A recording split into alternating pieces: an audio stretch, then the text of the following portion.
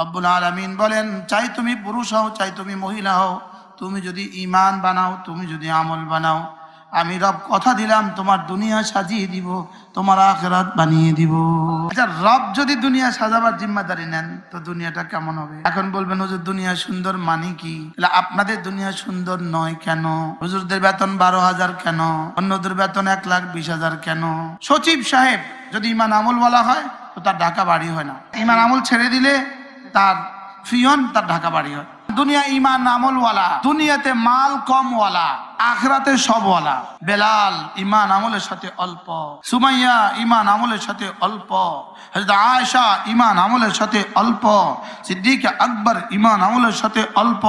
বলেন এপারে কিছু কিছু, ওপারে সবকিছু। আমাদের মসজিদের ইমাম সাহেবদের বেতন কত? 10,000, তাও আবার 3 মাস বাকি। ওই ইমাম সাহেবকে জিজ্ঞেস করেন হুজুর কিস্তি আছে কিনা, বলবে আমার কোনো কিস্তি নাই। রব্বুল আলামিন বলেন, চাই তুমি পুরুষ হও চাই তুমি মহিলা হও, তুমি যদি ঈমান